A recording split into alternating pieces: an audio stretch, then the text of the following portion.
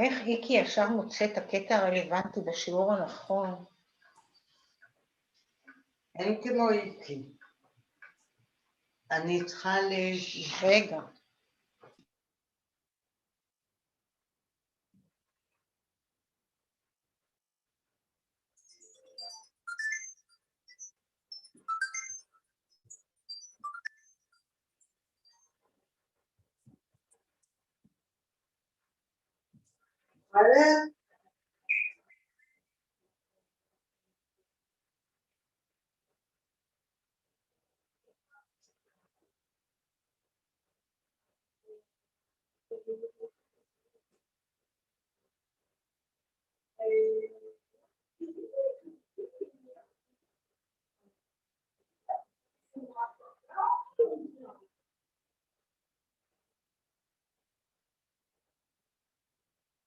זהו, כי אי אפשר לאכול הרבה לפתחות הזה, זה על הפנים. כן, זה בסדר, אבל תקשיב, במיוחד בוואטסים, וגם בבטן, על הפנים. נכון, אז אנחנו אין לך.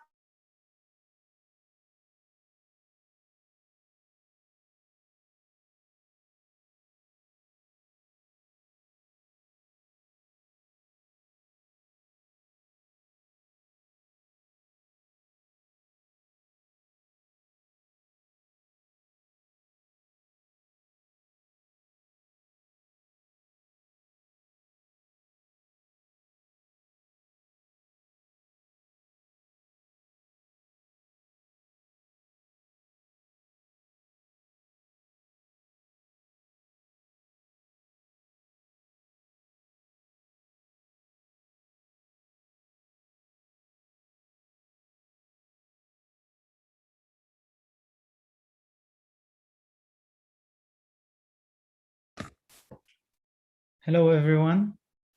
All right, good to see you all. Hi, dear Geshe. Hello.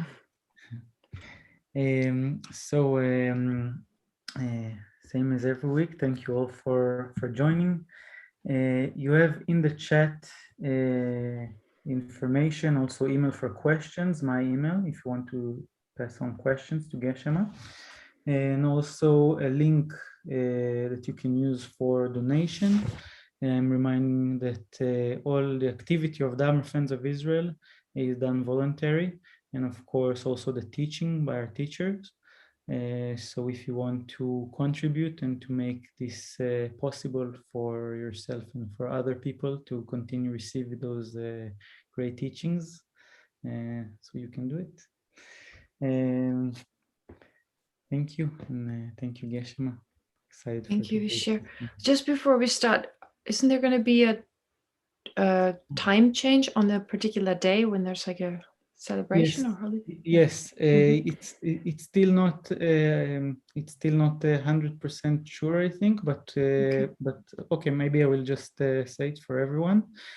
So in 2 weeks from today, in the 16th of the month, it's Shavuot. So we will try to make it 1 day earlier, in the 15th. That's it. I will just next week I will make sure to notify about it.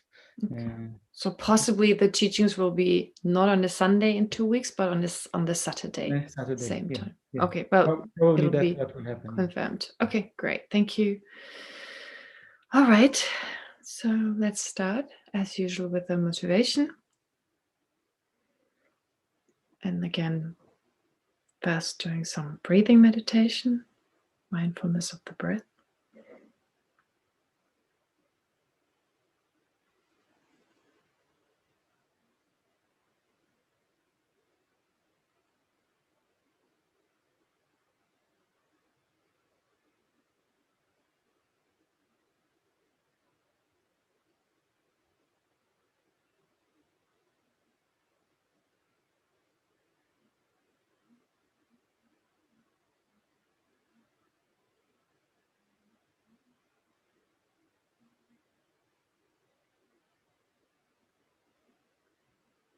Now in the space in front of you, visualize the Buddha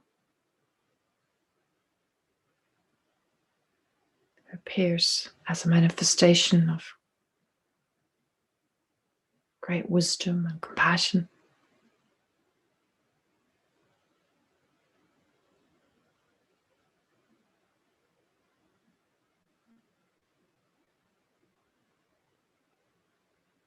And he's inseparable from your personal Lama.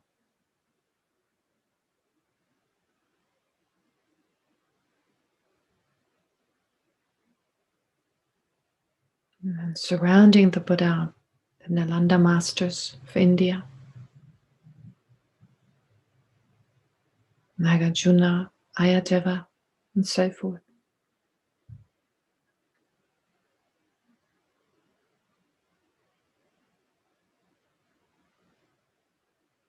But also all the other realized beings.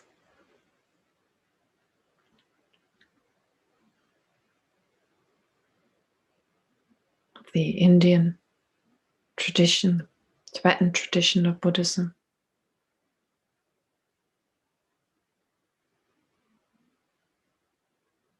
And those of the other traditions.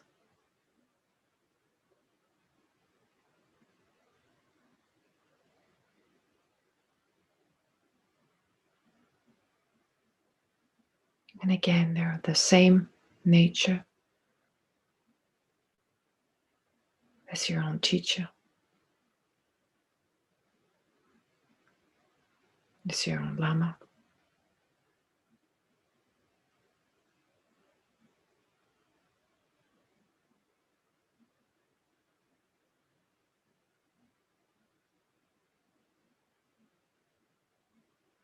All of you serving as refuge in the sense of being an inspiration to us, guiding and inspiring us on our spiritual path.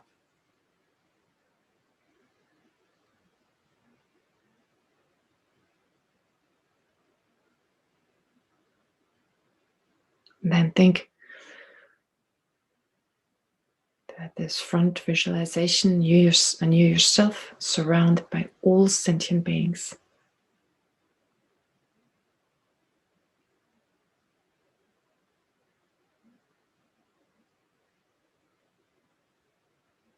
Caught in cyclic existence with immeasurable suffering and pain.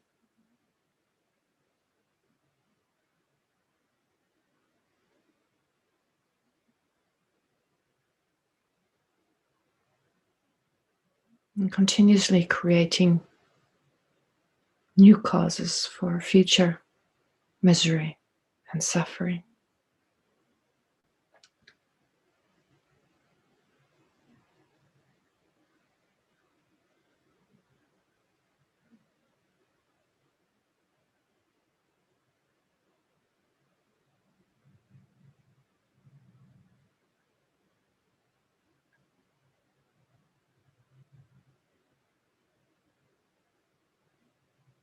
And having the same mind in that, the nature of the mind of these beings and the nature of our own mind.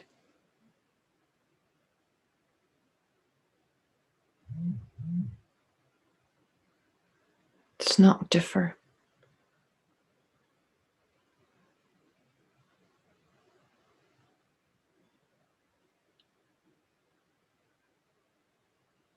It's clear in knowing.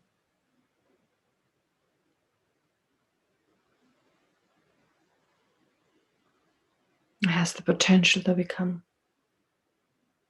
the enlightened mind of a Buddha.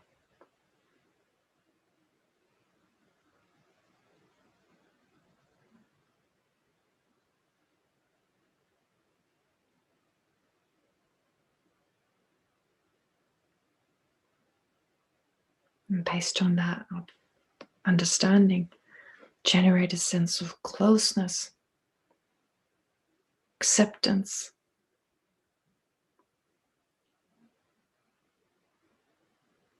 and affection towards all these endless sentient beings.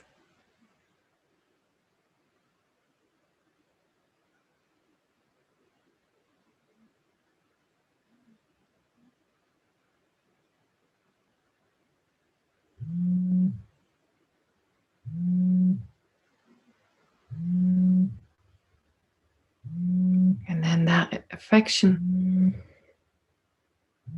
or affectionate love then becomes great compassion.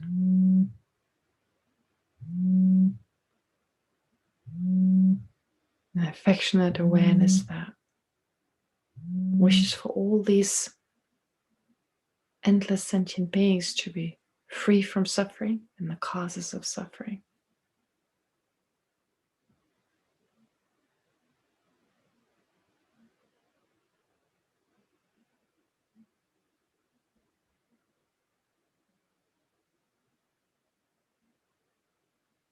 Which then becomes the wish, may I be able to protect all sentient beings from all their problems, all their misery.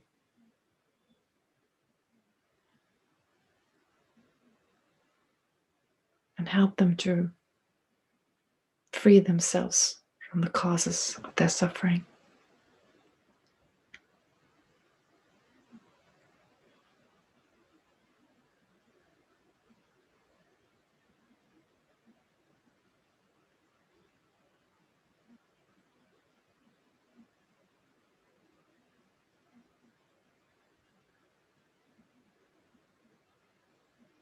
And this great compassion then becomes the special altruistic attitude, which is the determination. I will do whatever I can to lead all sentient beings away from suffering and its causes.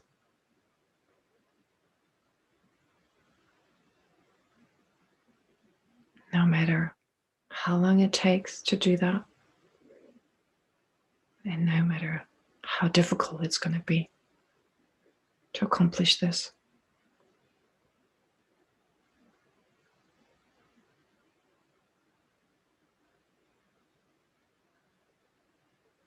Try to feel this from the depth of your heart, the sense of determination.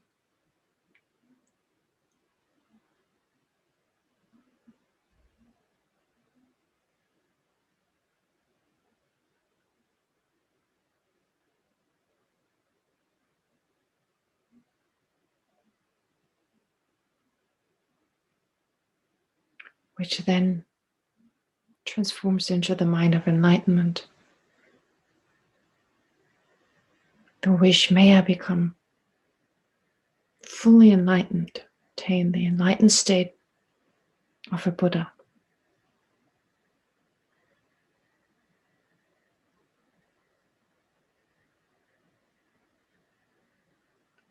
In order to be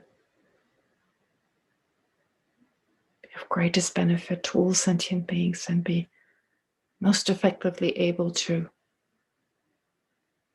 lead them out of their suffering.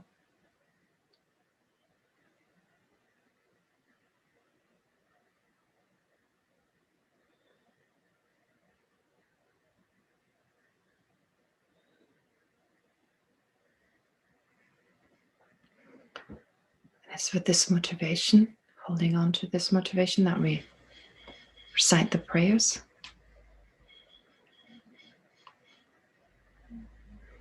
I go for refuge until I'm enlightened to the Buddha, the Dharma, and the Supreme Assembly. By the accumulation of merits of practicing generosity and so forth, may I become a Buddha to benefit all sentient beings. I go for refuge until I'm enlightened to the Buddha, the Dharma, and the Supreme Assembly. By the accumulation of merits of practicing generosity and so forth, may I become a Buddha to benefit all sentient beings. I go for refuge until I'm enlightened to the Buddha, the Dharma, and the Supreme Assembly. By the accumulation of merits of practicing generosity and so forth, may I become a Buddha to benefit all sentient beings.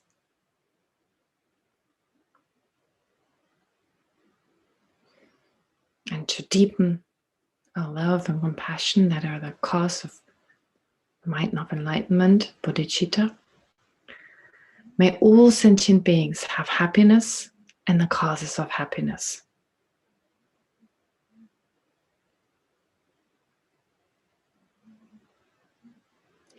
May all sentient beings be free from suffering and the causes of suffering.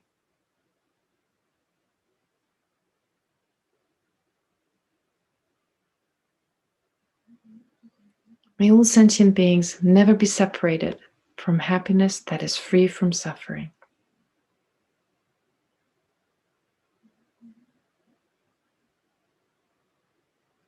May all sentient beings abide in equanimity, free from attachment for friends and hatred for enemies.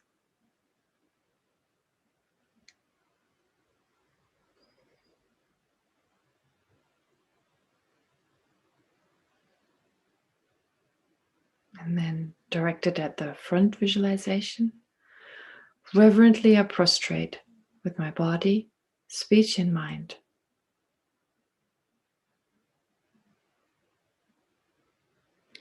I present every type of offering, actual and imagined.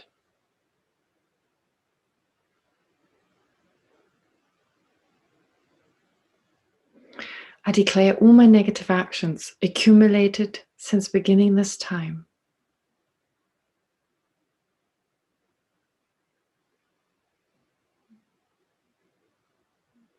And rejoice in the merit of all holy and ordinary beings.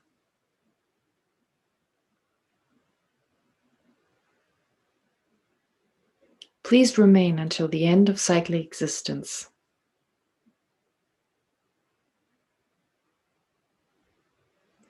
And turn the wheel of Dharma for living beings.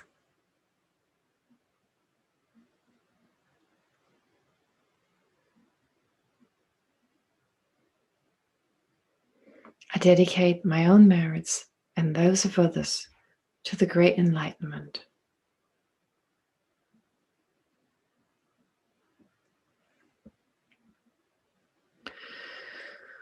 Okay. All right, so let's start, but again, start with first what to do for next week.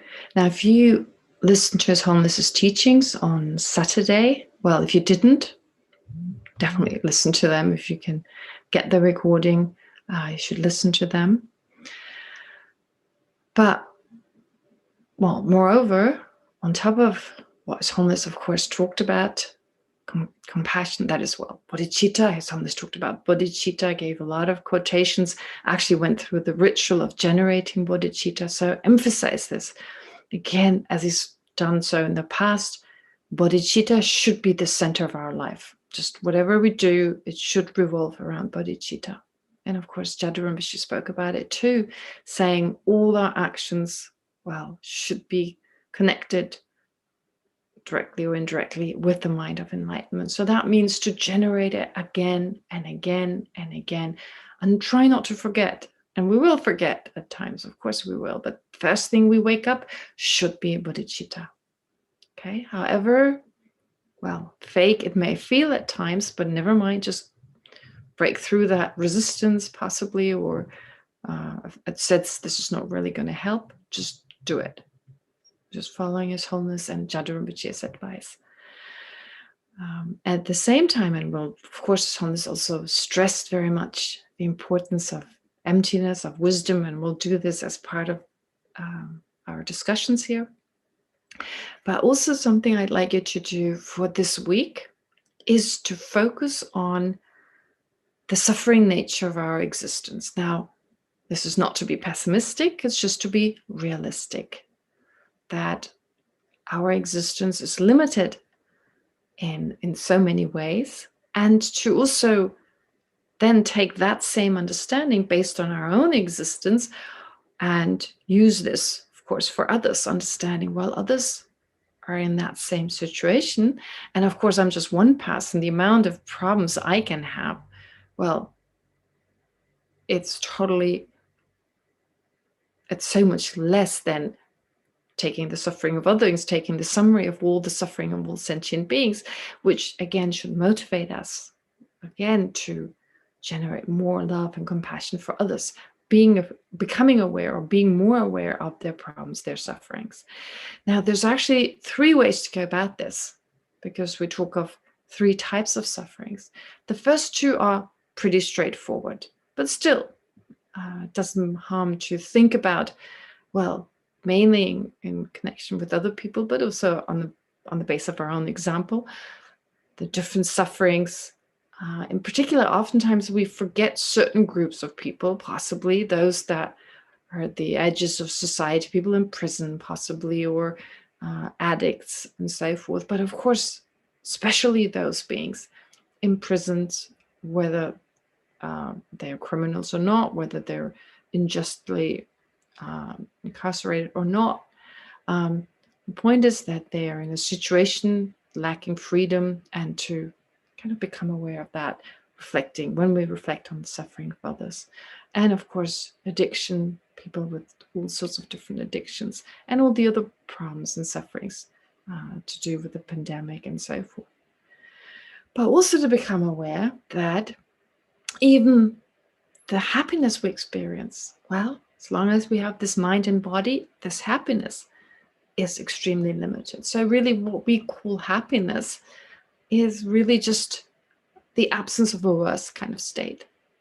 And that things are changing all the time. And so therefore, well, even those short moments of release, the short moments of well-being, of inner peace, well, they don't last that long and give way to, again, doubts and anxiety and so forth. And if you don't experience that yourself, well, a lot of other people do. And most important is to understand, so this relates to the suffering of change. The first type, the suffering that we ordinarily regard as suffering, which is the problems, the emotions that we don't want to experience, that is called the suffering of suffering. The suffering of change are the limited experiences of happiness we have, since they're always changing, they never last. But the most important is understanding the all-pervasive conditioned suffering. That is all-pervasive, well, if you remember that term, that it's pervasive in the sense it means we have a mind and body that is so limited. That is the basis for all sorts of problems. But to think about it in a slightly different way as well, to think that what is our situation right now? We are, well, we have a body and a mind that is such, in particular with regard to the body, it doesn't feed itself. It doesn't clean itself. It doesn't take care of itself. It requires a lot of effort. So in that way, we have a particular body with regard to the body that requires so much work. And that is again saying having this mind and body is in the nature of suffering, in that, well, we never question that, but we live in the world where negative things come natural and positive things always require an effort. So oftentimes a Buddha, compared to a sentient being, is described as someone who doesn't require effort to be loving, to be compassionate, to do the things that a Buddha wants to do. In other words, there's no effort. And in comparison to that, whatever we do, it requires effort. Well, whatever we do, our afflictive emotions, our misperception of reality, well, that is pretty effortless, spontaneous, and so forth. So the negative aspects, accumulating non-virtue, that is relatively easy. Accumulating virtue is much harder. But not just that, just our basic life. I mean, like, we have a body, if we don't wash it, it starts smelling. If we don't wash our clothes, if we don't change our clothes, our life is full of effort. We have to make such an effort. Like I said, our body doesn't feed itself. If we just lay down in bed, well, we're going to get sick, we're going to get sore, we're going to get bored. So our mind constantly needs entertainment. Well, I'm still talking about the body, but it includes, of course, whether it's connected to the mind as well. But focusing on the body, firstly, well, everything we do requires effort. I mean, it's so easy to mess up your room. It's so hard to clean it up. It's it's so hard. It's so hard. It's so easy to get angry and upset. It's so hard to, well, be patient. It's so hard to just, I mean, feeding your body. You need to put food into yourself, to take a shower every now and then, clean yourself. So we live in a world where we require so much time and effort to do certain things because they just don't do themselves. They don't take care of it themselves. So on top of just that basic situation, of course, we need to go to school. We have to make an effort to get knowledge. It doesn't just arrive on its own. So just as its body doesn't feed itself, it doesn't clean itself, well, an education doesn't come on its own. It requires effort. We have to find a job, get a house, get a car, well, find a place to live. If it's not a house, it's a flat, pay rent, pay taxes. I mean, there's so much to do to just have a basic sense of well-being. And whether we're really happy or not, well, that's far away. But we need those things. I mean, even from a Buddhist point of view, no one is saying just lie down on a field and just practice Buddhism and don't feed yourself and don't clean yourself. I mean, that's ridiculous. We still need to make enough money, possibly have a job, and even if you're ordained, well, do certain things, contribute in a certain way. So what I'm saying is, this is what it means, that our mind and body are in the nature of suffering. We just can't experience that peace of mind, that happiness we so what's the word, dream of, or we so wish for. Just that natural, here not even connected to attachment, just that drive, that wish to just be happy and peaceful.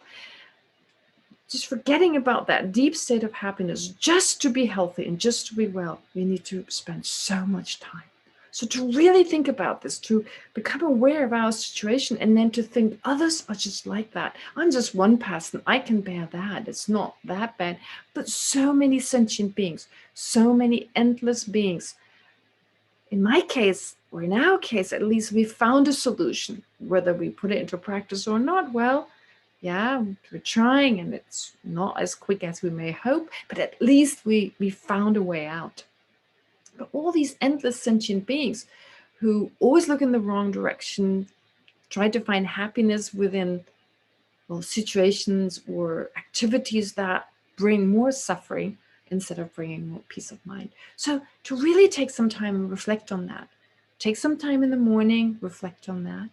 And then when you see people on the street, to remember, especially when they're obnoxious. So if it's not on the street, people that you meet in your day-to-day life, who are quite different.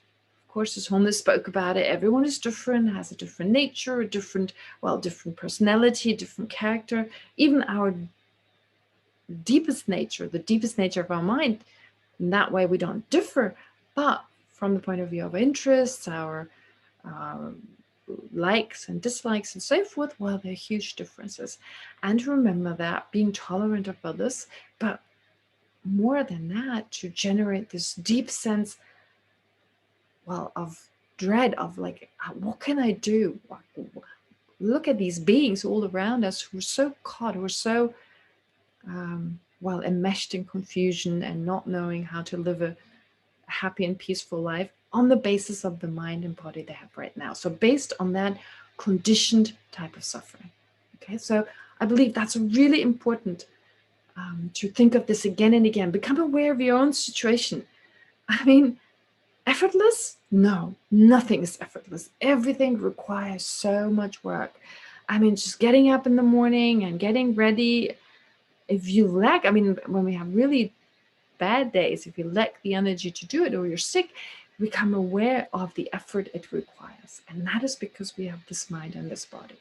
All right, so enough said on that, but this is what I want you to do for next week. And I'll come back to this next Sunday, but just, for the next 7 days, please focus on this, but without letting go, of course, of bodhicitta, of compassion, especially if you think of the suffering, all the endless sufferings, conditioned suffering, as just explained, with regard to all sentient beings within samsara. Okay, that's enough for that.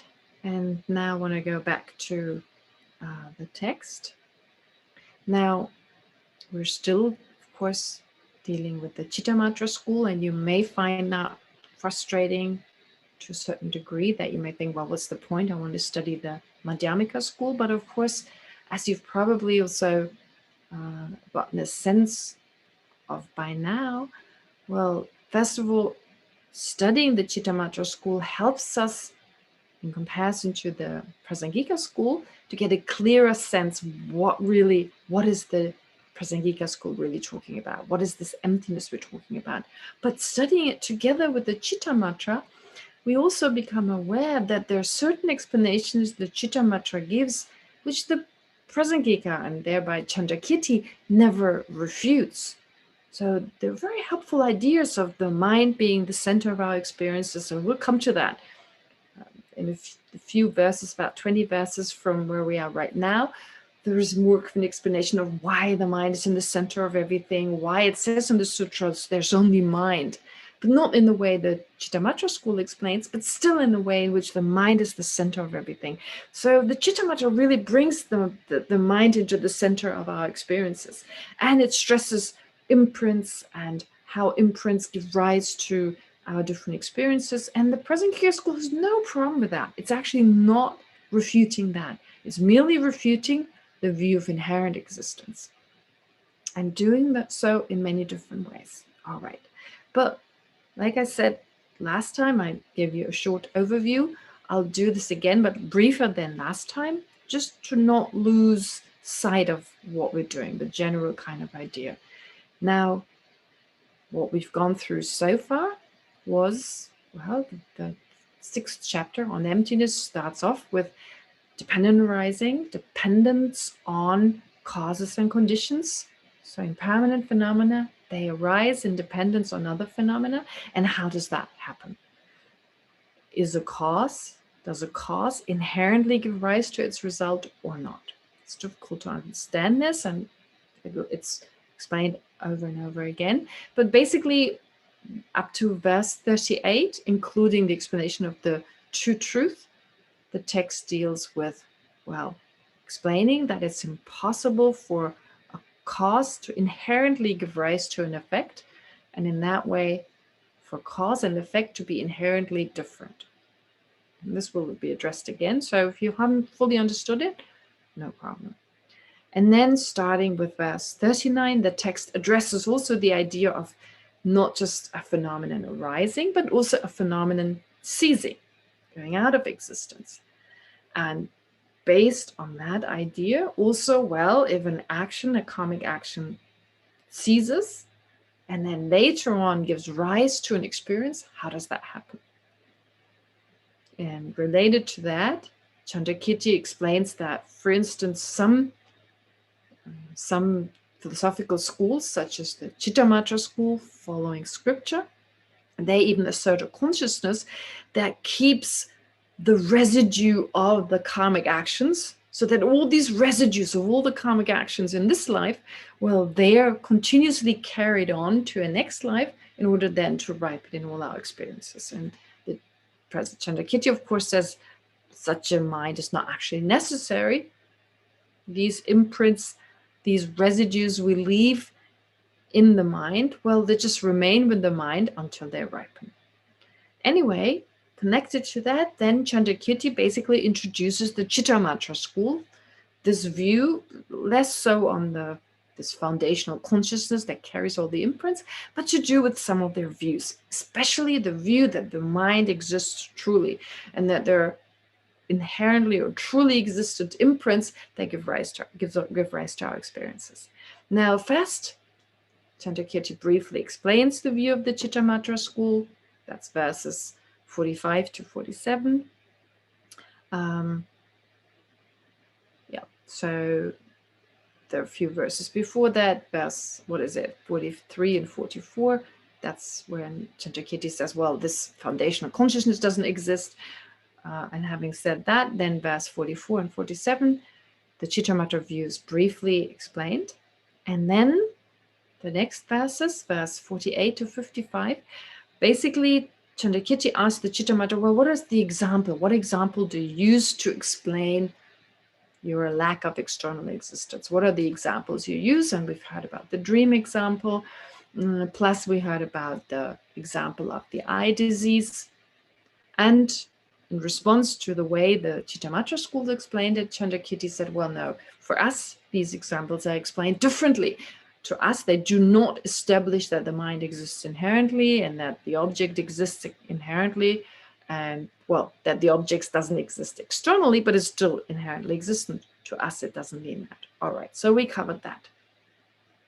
And at the end of that discussion of the examples, well, Chandrakirti argues that if the mind existed inherently and therefore independently, as the Chittamatra like to believe, well, then, especially with the example of floating hairs appearing due to an illness, an eye disease, well, that would also happen to someone who doesn't have the eye disease, because the mind exists independently, inherently.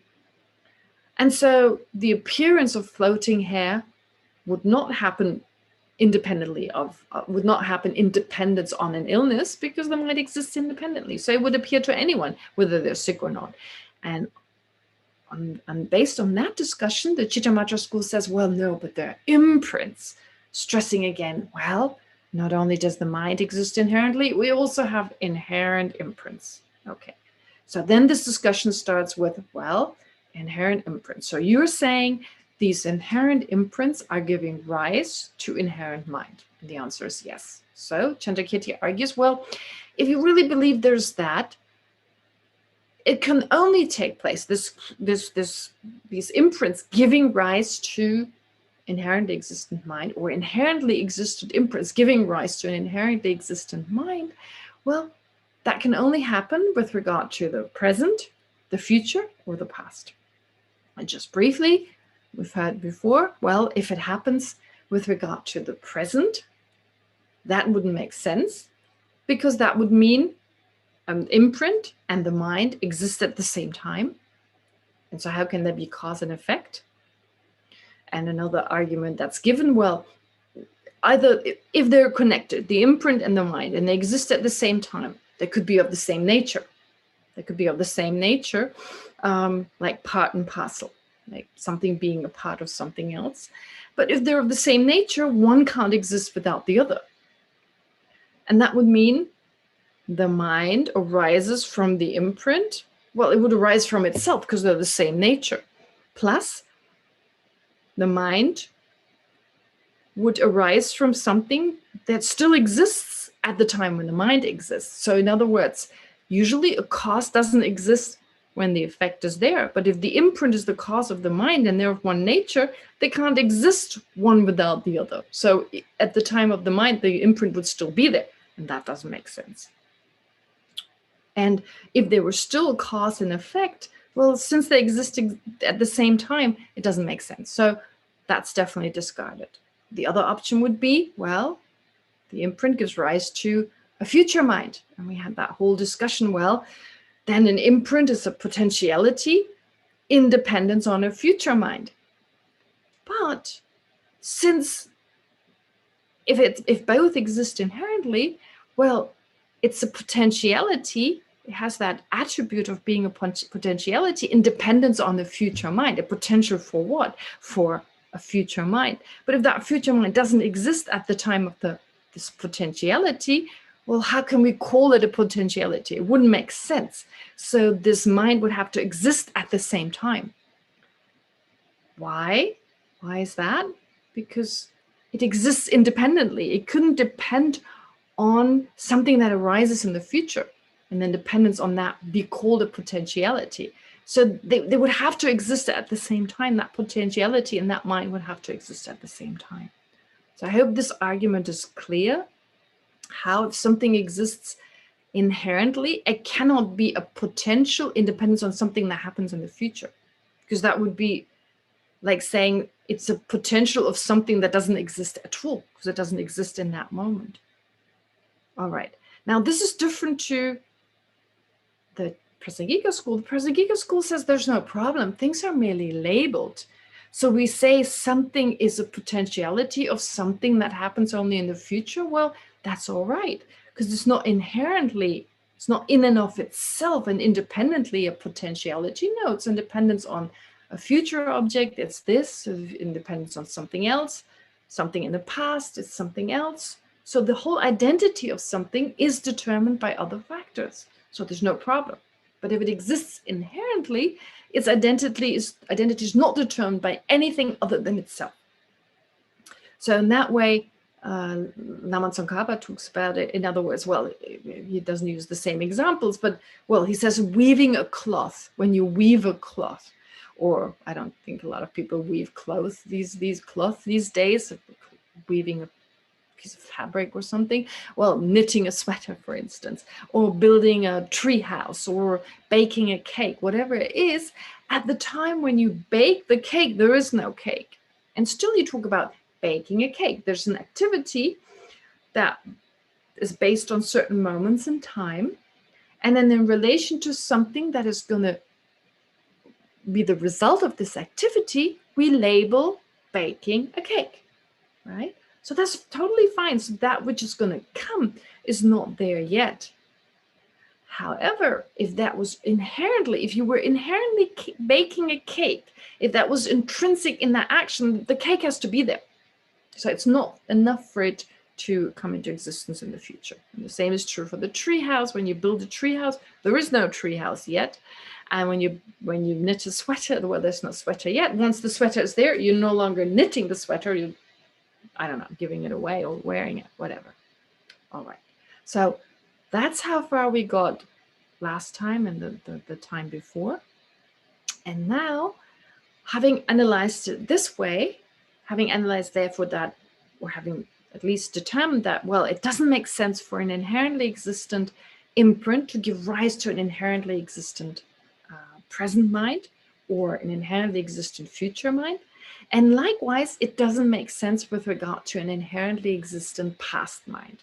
Now, of course, here, Chandrakirti is not talking of an imprint being the cause of a past mind. That's not what he's talking about. What he's talking about is, well, you can have a past mind that leaves an imprint, which then ripens in the form of a future mind. Okay, that's the whole idea of the Chittamatra school when they say, okay, there's no external table, but a table appears to the mind. Okay, so the experience we have right now, if you look around the room you're in right now and you see a table, you see a chair, or whatever you see, these objects are mere appearances to the mind, the Chittamatra school would argue, in that it's previously you saw a similar object, a table, and that left an imprint on the mind. And then when the mind that previously saw this table, when it's no longer there, then there's just the imprint, which when the circumstances are there for this imprint to ripen again, or for this imprint to ripen, it ripens in the form of seeing a table once again.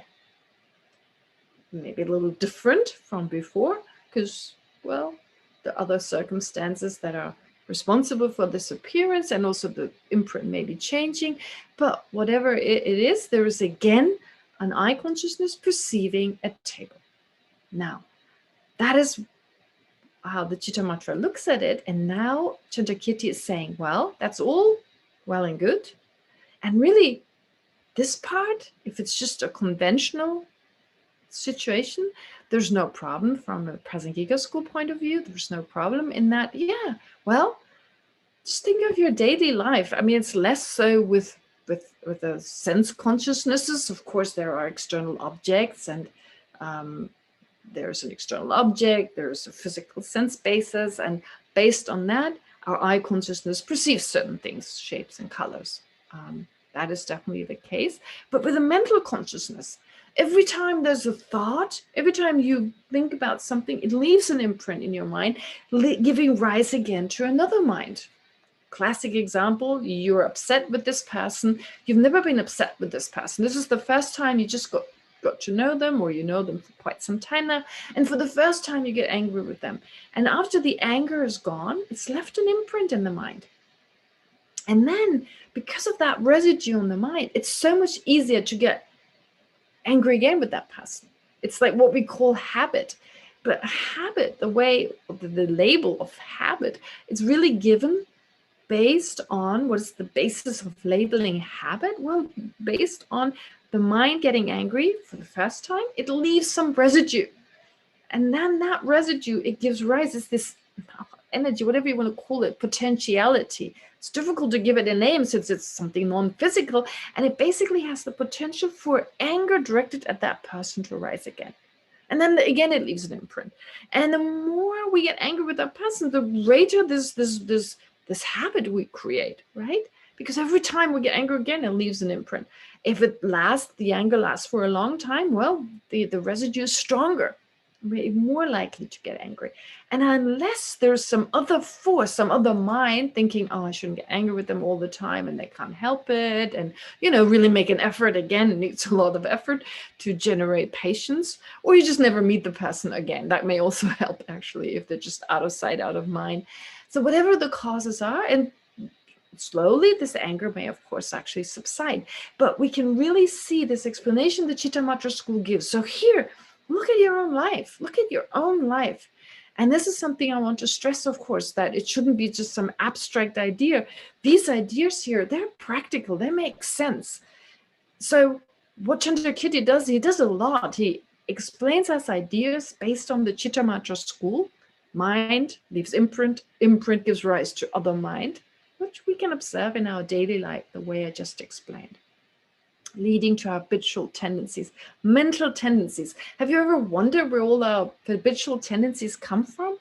Well, we reinforce them over and over again. We allow for them, and sometimes there's no allowing them. They just arise spontaneously, and we'd never cut that continuity. In that, they come again, leave an imprint, then arise again, right? And oftentimes we're not even aware of this. So this is totally Chitta Matra. Sorry, Prasangika has no problem with that. Okay, so this part we learn, and it's not refuted. So look at your own life and try to recognize that in your own life. But what is refuted? That's the wisdom aspect here.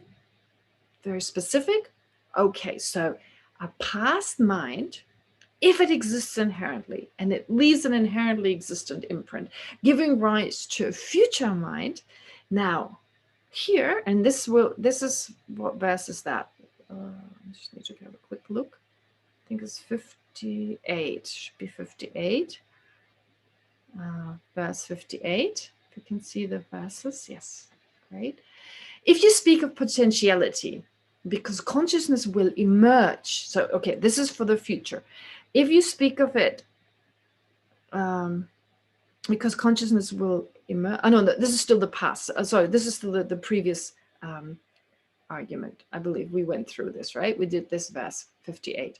So this still concerns an imprint creating a future imprint. But here talking about a mind creating an imprint. So in that the imprint comes later and the mind comes earlier. Well, if consciousness, in 59 it says, if consciousness arises from the maturing of potentiality already past, it will have then emerged from a potential extraneous or unrelated to itself.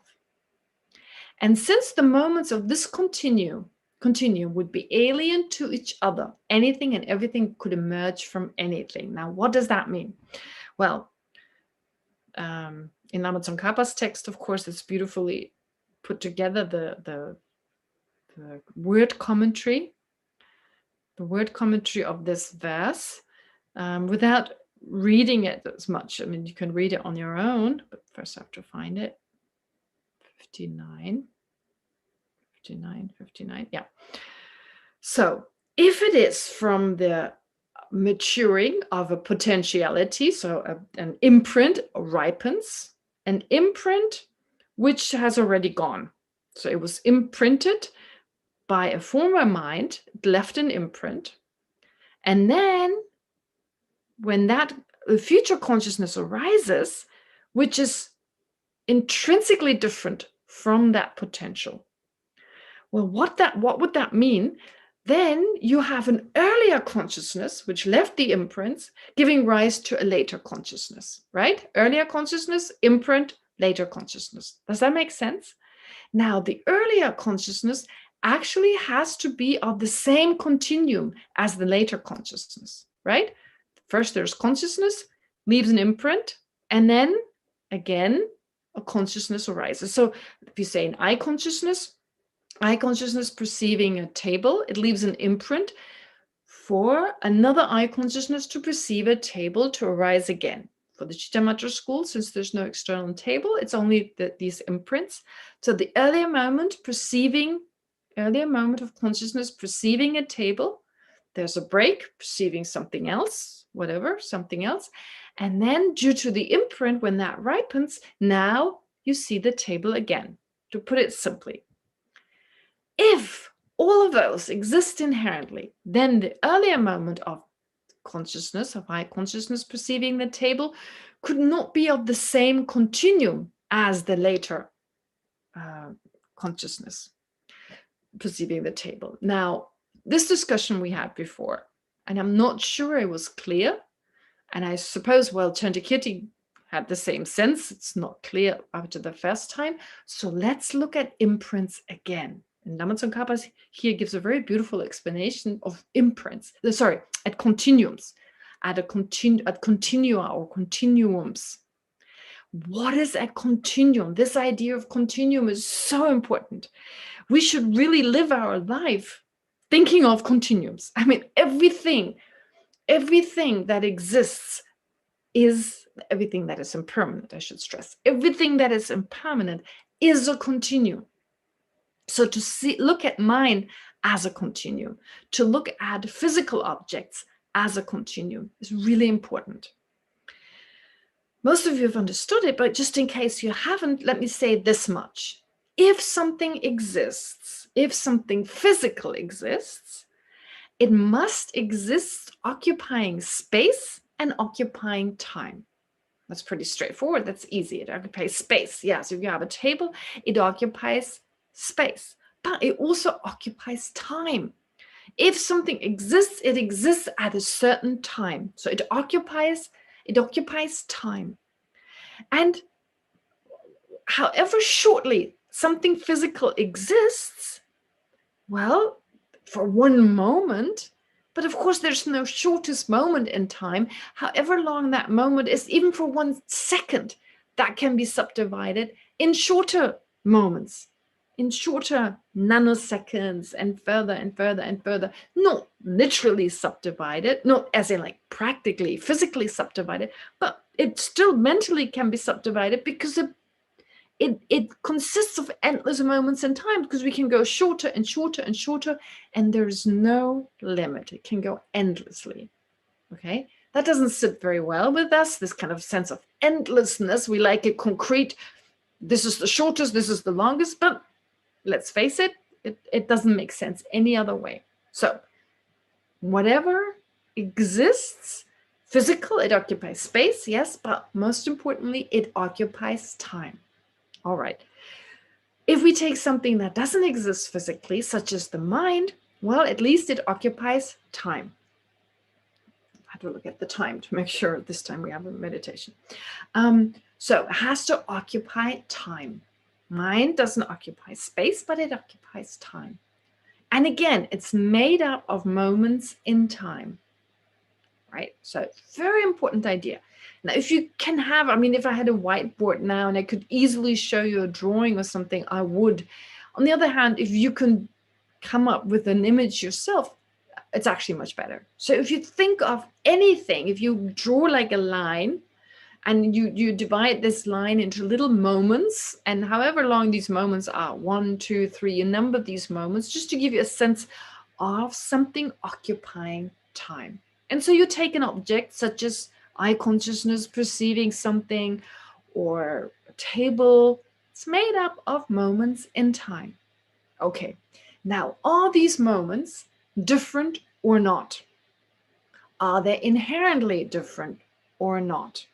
That is what is being discussed here. Are they different? Yes, conventionally they are different.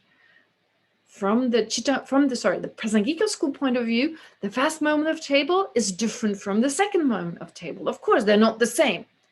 Why not? Why not? Why are we labeling different? Are they different in all ways? No. No one is saying there's an absolute difference. Different. Do you see the difference here?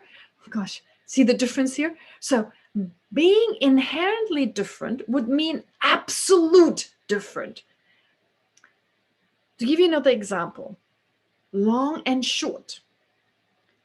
If a broomstick, right? A broomstick. If a broomstick existed inherently and it were long, if hypothetically it were inherently existent long, it would be absolute long. It would not be in relation to something else that would be long. So absolute means not existing in relation to something else.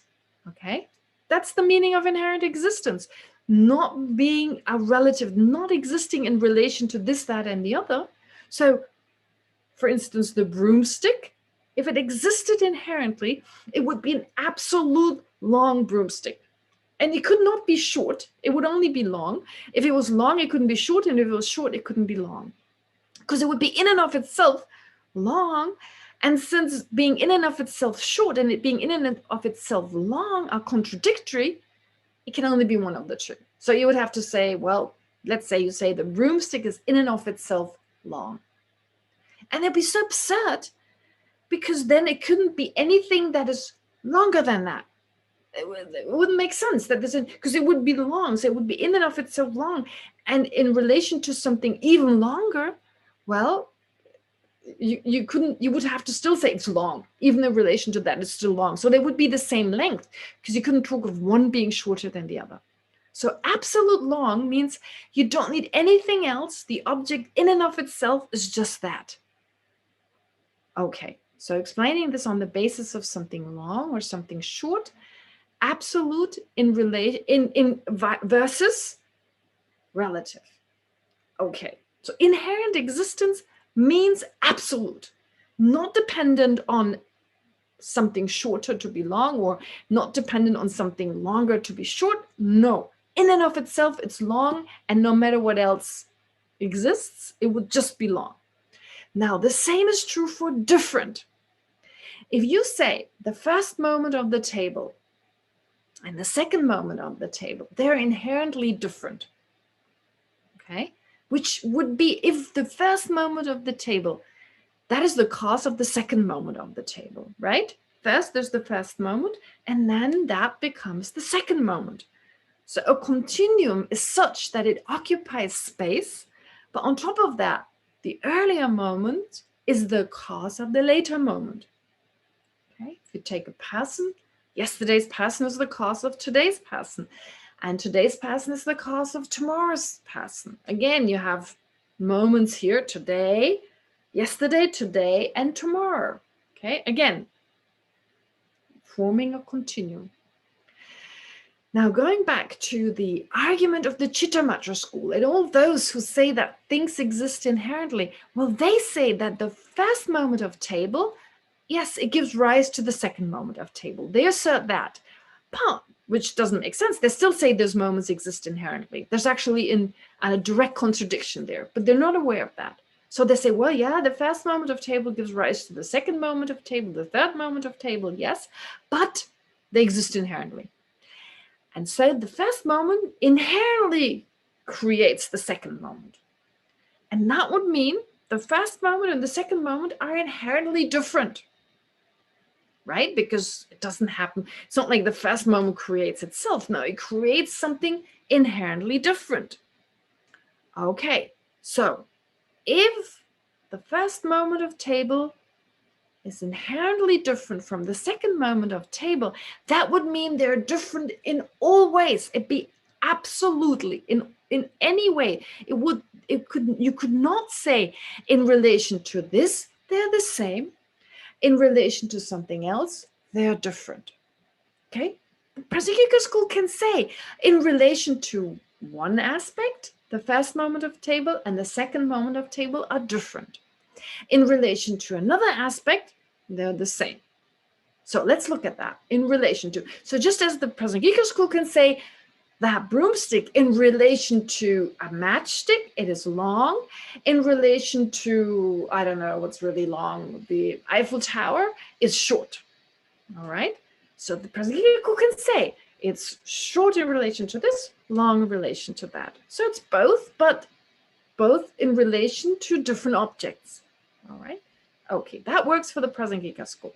For those who assert inherent existence, and in this case, the Chittamatra school, it doesn't work. So the first moment of the table and the second moment of the table would be different in an absolute way. Now, let me just first specify why the Prasangika school says that the first moment and the second moment, in one way, they are different. In a different way, we can say they're the same. Why are they the same? Very simple, because they're both called a table. So in that way, we can say they're the same in being called a table, right? Makes sense? They're the same in being called a table. All right. So then, and so in that way. But they're different because the subtle particles that make up the first table and the subtle particle that make up the second table, they're not the same. Not the same in that these particles are changing moment by moment. If you take a microscope that enables you to look at subtle particles like atoms, well, then you'll see how these particles are changing all the time. So if the building blocks, the atoms, which are the building blocks of the table, if they're changing, we have to say the table changes. So the table is not the same from moment to moment, but it is different, definitely, but it also has similarities. And in that way, we can say, well, there's a continuum with one moment, first of all, giving rise to the next. So the second moment of table is dependent on the first moment. The third moment of the table is dependent on the first and the second moment of the table. So it's dependent in that the first moment becomes the second moment, that becomes the third moment. And although they're different, those moments, they're not different in an absolute way. It's only in relation to their subtle particles. And still they're the same in being a table, they're the same in being impermanent, they're the same in existing, and so forth. So they're only conventionally, in a relative sense, they're different, but not in an absolute sense. However, in the Chittamatra school, if the first moment of table, and the second moment of table, and the third moment, if they all exist inherently, they would have to be different in an absolute way. They would have nothing in common. It would not be in relation to this. No, they'd be just different. And that would mean they're totally unrelated, totally disconnected. They would be totally disconnected. And that was the argument we had before, right? You remember in the beginning?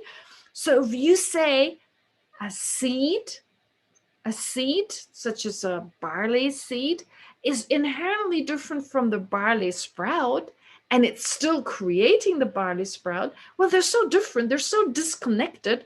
You can say a barley seed gives rise to marshmallows. Well, they don't use that, but they say it gives rise to a rice sprout, or it gives rise to, I don't know, any kind of sprout. It can give rise to anything. It can give rise to apples, it can give rise to anything.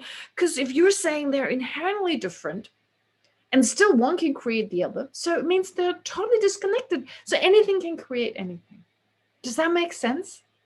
Right? This whole argument with these moments, if they're inherently existent, they're self-sufficient, they're totally independent, they don't need anything to become something else, and you still insist that they are part of one continuum, well, they'd be like so disconnected. All right, that's what this is saying here. And I think the explanation that Lama Tsongkhapa gives here is so beautiful. He actually now talks about a continuum. So let me just remind you, he's now arguing, if you say that there's a mind there first, an eye consciousness first, leaving an imprint, eye consciousness perceiving a table, leaving an imprint, right? So then the eye consciousness perceiving the table is no longer there, just an imprint was left there. there's an eye consciousness perceiving something else, right? But okay, we're not talking about that.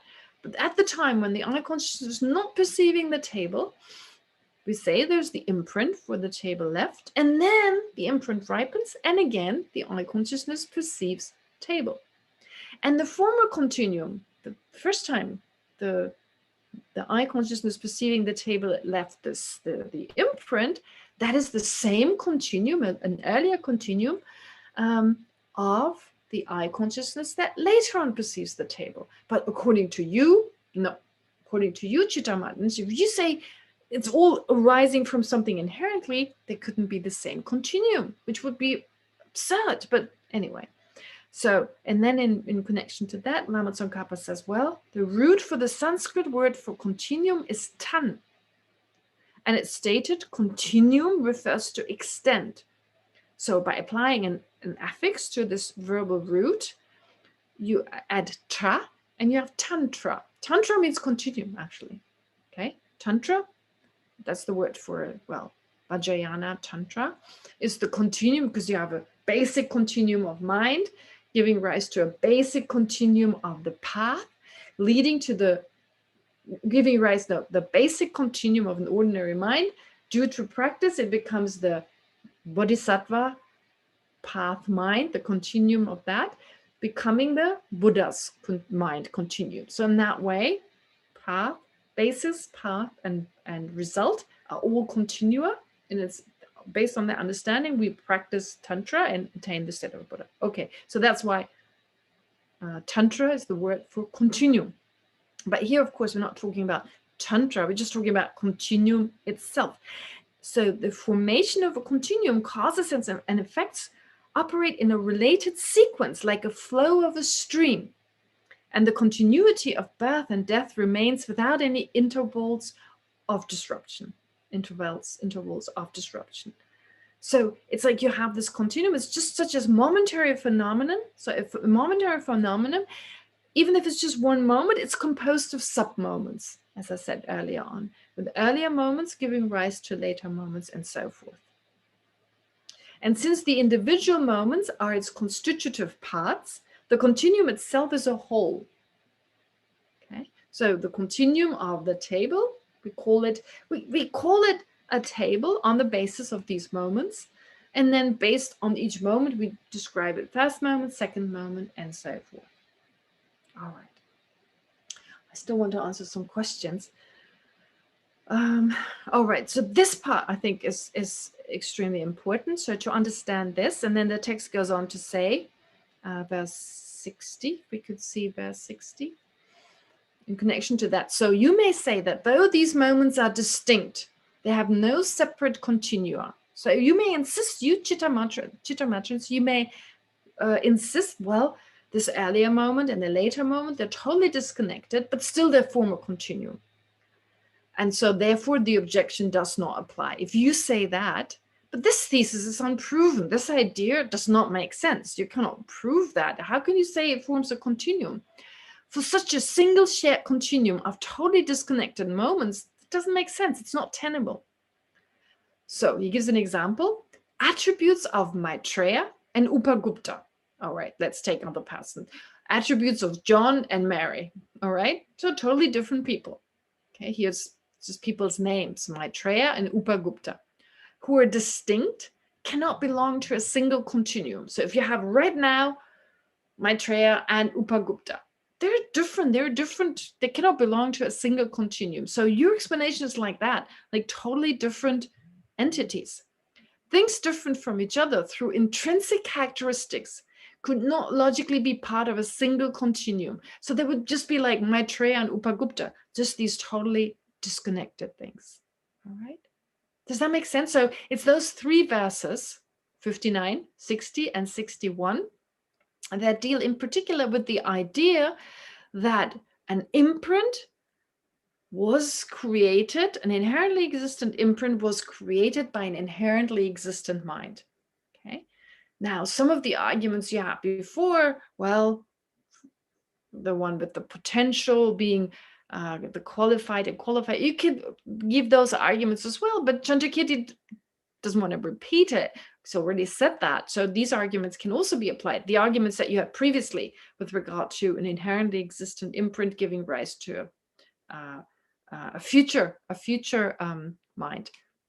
That argument applies here, but even more potent, or in a different way, he says, well, if you talk about an earlier moment of eye consciousness leaving an imprint and a later moment of consciousness arising from that imprint, and they're being inherently different, can't be a continuum. So bringing the idea of the continuum back and explaining here on the basis of two people, just as they're totally separate, these moments would be totally separate and you couldn't have a continuum. All right.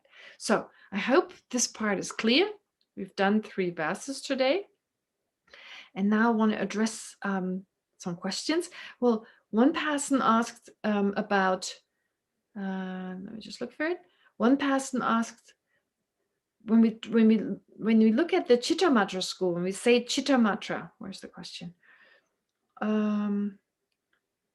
Were these other schools, such as Chittamatra, philosophical systems that were being debated at a particular time in history?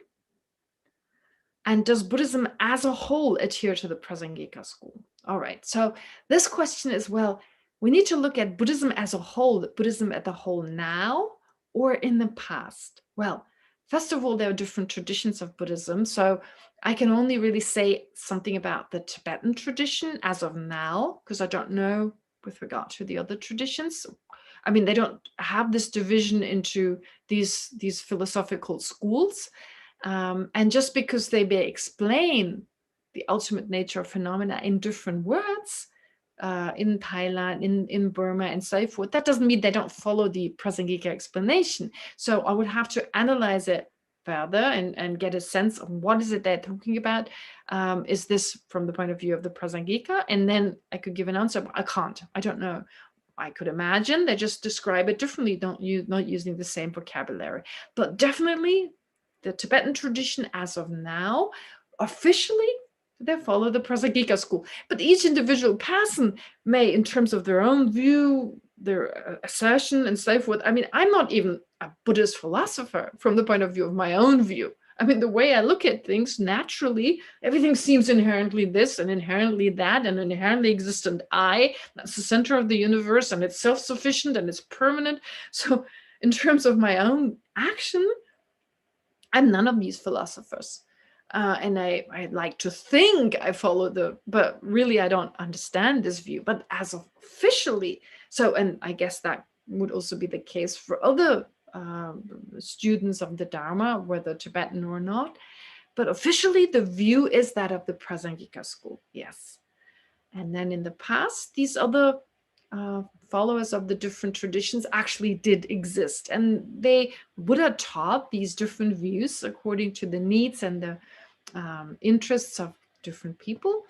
And these became lineages. They were set forth, they were passed on, and these schools developed, and they all lived together very harmoniously in the Nalanda University, and exchanging their views and learning from each other. So having a different view was seen as very helpful. And then, well, during that time, yes. So I don't know. I think Dhammakirti and Dignaga, whether they actually I don't think they actually themselves followed the Chittamatra school, but they defended the Chittamatra view in their writings and in their debates and so forth. And I'm sure they had disciples who really followed the Chittamatra school. And again, it was very helpful for those of other schools to test their own views. But then when Buddhism went to Tibet, well, initially it was actually the Svatantrika school with Chantarakshita. He followed the Svatantrika Madhyamika school, but later on, when the translations were revised, etc., and when, well, great masters in Tibet developed also with the arrival of a teacher and so forth, well, definitely it changed into the Prasangika school. And nowadays, I don't think there are officially any one of the different schools. All right, so that's an answer to that question. And then there's a question, I need to read it. Oh, here it is. I need to read it. So, of course, we cannot label just anything on anything. That is for sure. Okay. There has to be a valid basis also. Yes, definitely true. So I did kind of say, well, you can't label anything on anything. So if things are just labeled, but is that valid basis not just also another convention or conventionally existent? Yes, yes, exactly. Even that basis is merely labeled. And then the basis of the basis is merely labeled. And the basis of the basis is merely labeled. And it goes on endlessly, right? It feels like, no, there should be something a little bit more real. It would feel like, oh, something must be there. If everything is just labeled on the basis of something labeled, well, it seems really weird. Is sitting someone in a car? Am I seeing someone? Oh, that's nice. Hope it's not a traffic jam or something. Okay, anyway, or better if it's a traffic jam. All right, so just to clarify the previous questions from last week, let's ask now. Does your cat see your clothes? Okay, I'll answer this next week.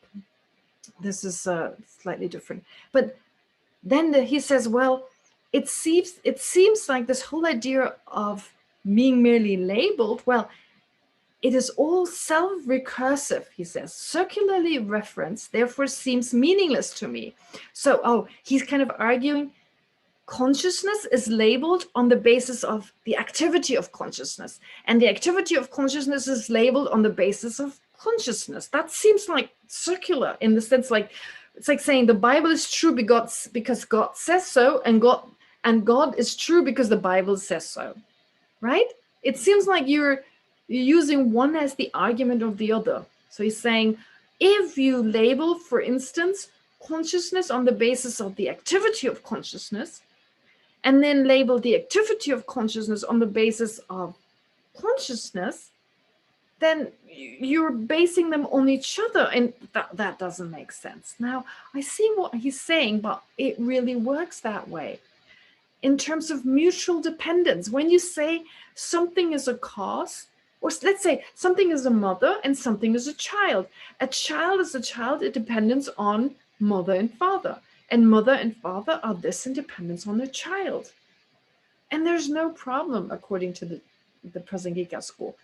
Take, for instance, long and short, right? It's in relation to something longer that you labeled short, and in relation to something short, you label something long. Cause and effect. It's in relation to a cause that you talk of something as an effect, and relation to. So this is not saying that something is true as such. It's not saying, well, for instance, I don't know, enlightenment is possible because the Buddha said so. I don't know, I can't find an example the same way as you say. So the Bible is true because God says so. Oh, so the sutras are true because Buddha says so. And Buddha is true. Buddha speaks the truth because the sutras say so. Yeah, well, that doesn't work. I totally agree with you.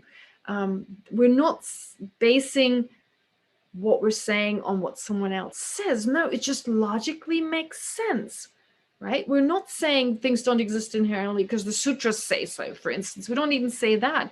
No, it logically makes sense. We're talking about how things actually exist. So it logically makes sense that a cause is a cause in relation to an effect and a relation. So that's what we mean when we say things are mutually dependent. Mutually dependent in three different ways, as already said, well, dependent on causes and conditions, and dependence on parts and relativity in that sense, in relation to this, that, and the other, not necessarily part of this, but also other things. For instance, cause and effect are not part of each other, but still a cause is a cause in relation to an effect, and vice versa. And of course, then, because of that relationship, then we label. We call a consciousness, we label consciousness on the basis of the activity and an object. All right, what does this entity do? It perceives something, it has an object, it is a non-physical thing. On the basis of that, we describe it as, we call it consciousness. And then labeled on the activity of that consciousness and that mind, or that consciousness itself, we label an object. Okay, and so forth. So yeah, it's independent on one another that we label this, that, and the other. All right, so time is up. Sorry, this person who asked this last question, he still has a lot of questions, and I try to address them, but it'll take a little longer. But very good question. And yes, this part of saying that, well, that everything is labeled on something that is also labeled. Yes, exactly. And it seems that everything comes out of nothing, but that's not true, because we're not saying nothing. We're saying merely labeled, not inherently existent. Okay, great. Time is up again. So hopefully it was not too confusing. And of course, the ideas that I presented today, in particular, the idea of the continuum, we'll address that, or we'll reflect on this once again in the meditation. Okay, so let's start the meditation.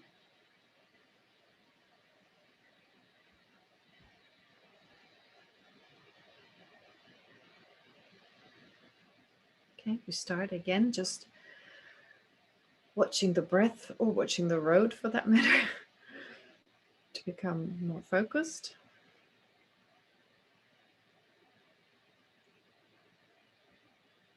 Just watch your breath.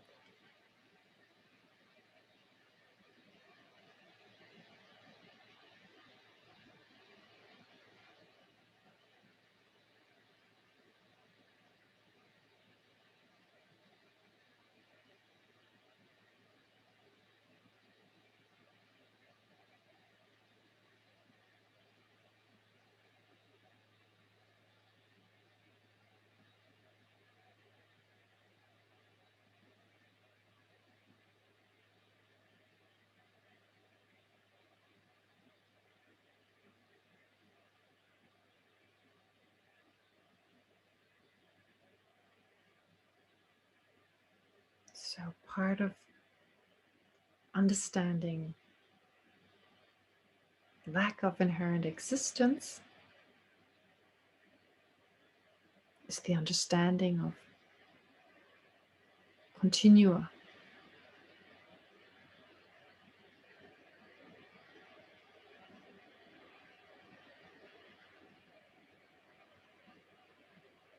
All impermanent phenomena occupy time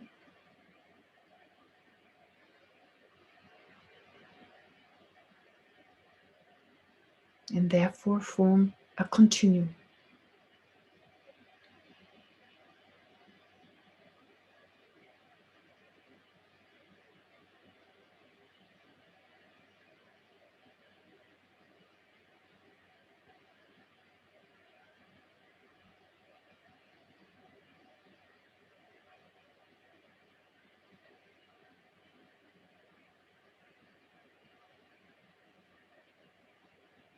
Which means whatever exists is a whole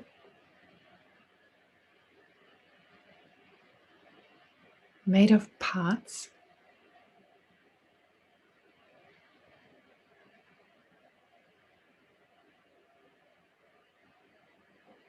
which means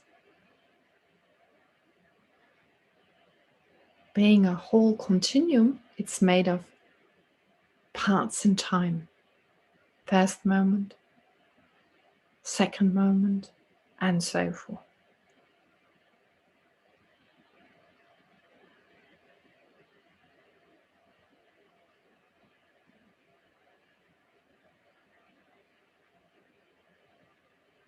Take your own body.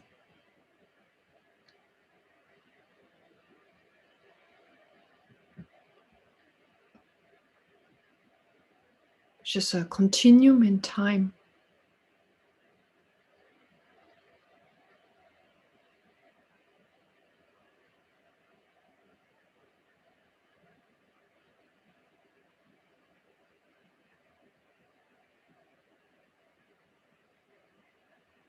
With the body in the morning, giving rise to the body in the afternoon,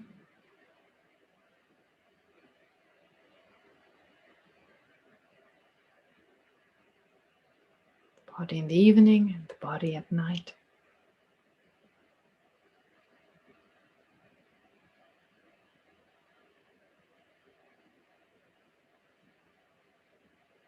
And these parts of the continuum are different.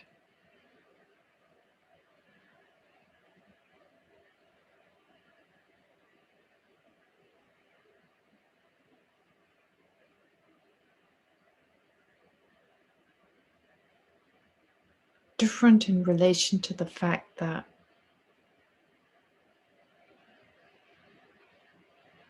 the cells of the body in the morning are not the same as the ones of the body in the afternoon, and so forth. Building blocks of the body are constantly changing.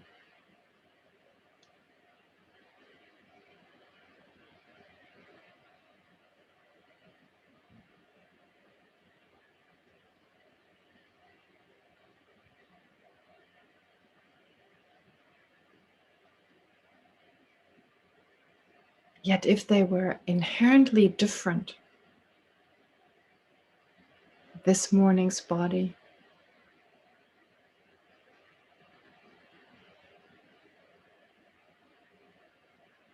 this afternoon's body, this evening's body,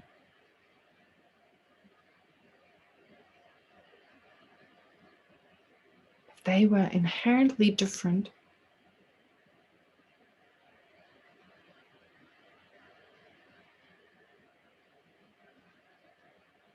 that would have to be different in an absolute way.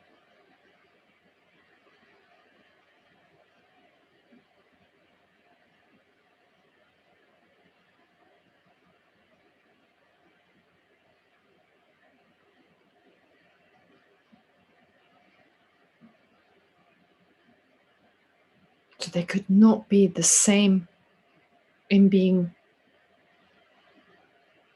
called a body.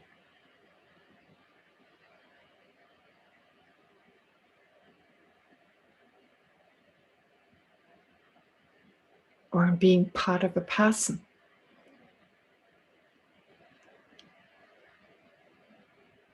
And they could not be the same in being impermanent, and so forth.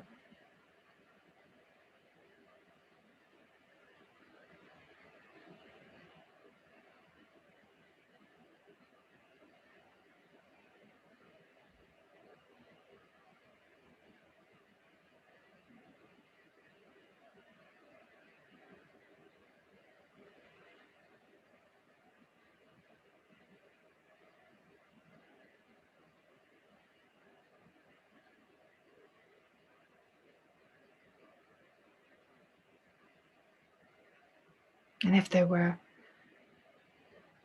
inherently different, well, the first moment would not give rise to the second moment. That is, this morning's body would not give rise to the body in the afternoon.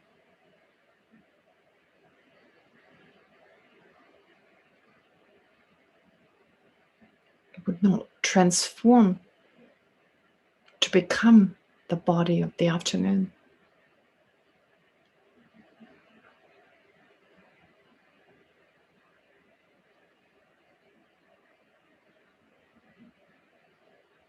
For they would all exist totally independently. And this afternoon's body would not depend on the morning, on the body of this morning.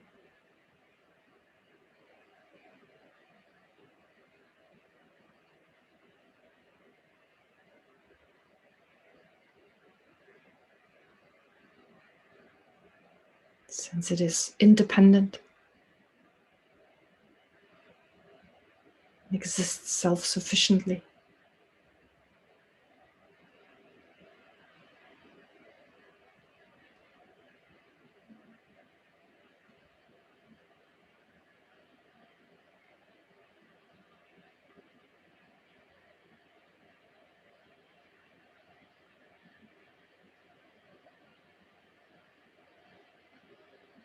Therefore, even though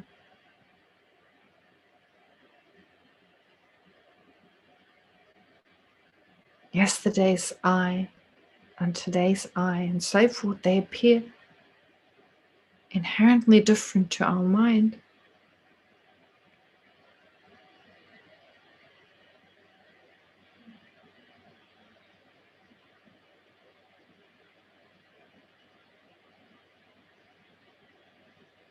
if they really existed that way, it would be totally absurd and impossible.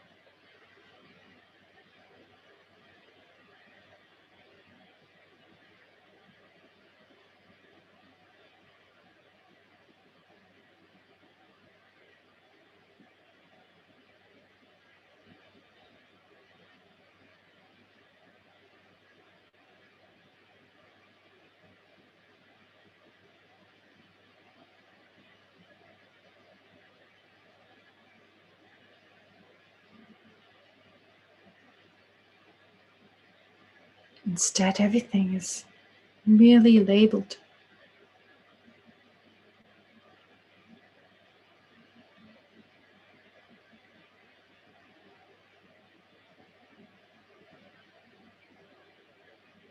Based on the merely labeled basis of imputation, but also in relation to other things.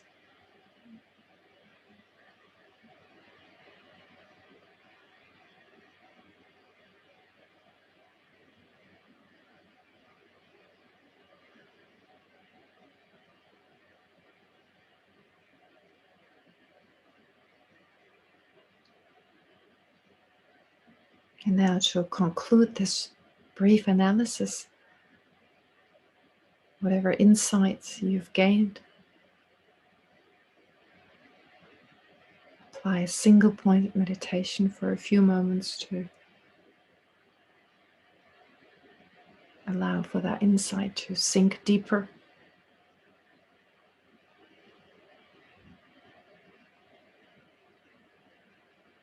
And affect you more on an emotional level.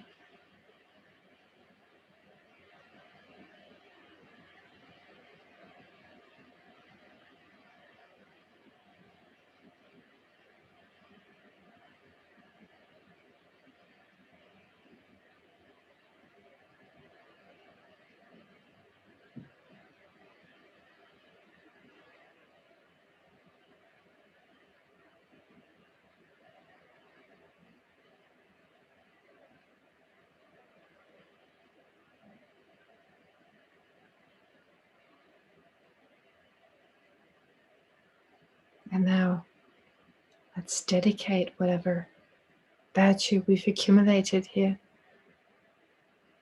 bringing the wisdom we've accumulated, we've generated today, together with the method of mind of enlightenment, dedicating all that we've accumulated for the welfare of all sentient beings towards our own enlightenment. May this help us to eventually transform our minds so that we have greatest benefit to all sentient beings.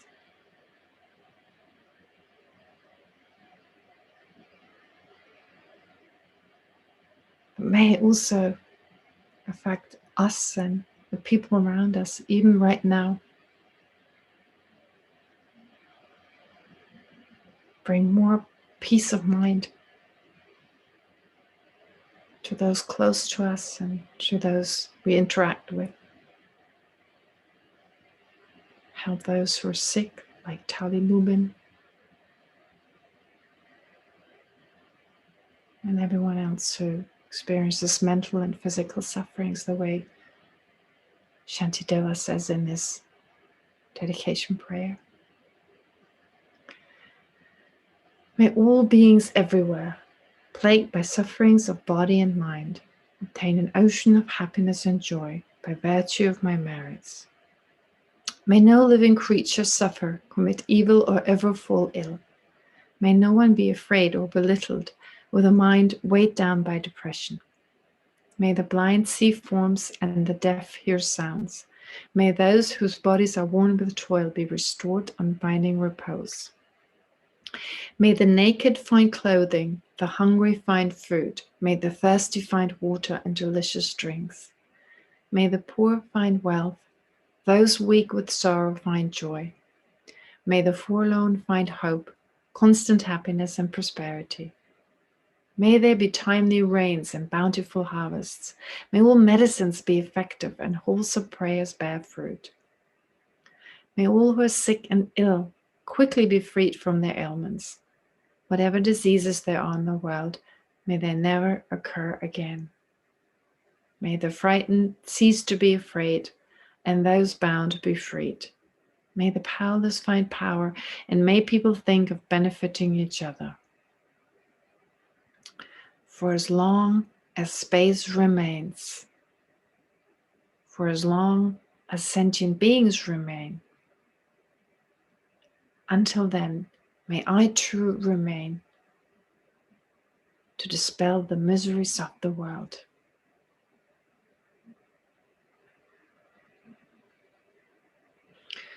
Okay, great. So thank you very much. And please don't forget to, of course, continue with, as His Holiness advises, the practice of bodhicitta, the mind of enlightenment for the welfare of all sentient beings, but also to reflect on the different types of sufferings, in particular the pervasive suffering, the nature of our existence in the way I talked about today. All right, so have a great week. Be well, and I see you again, well, next week. All right. Thank you so much. you. You're welcome. Goodbye. Okay, bye. Bye, Geshe. Bye. Good night. Thank you. תודה רבה. Thank you, everyone. See you again next week. Bye bye. ביי ביי, תודה.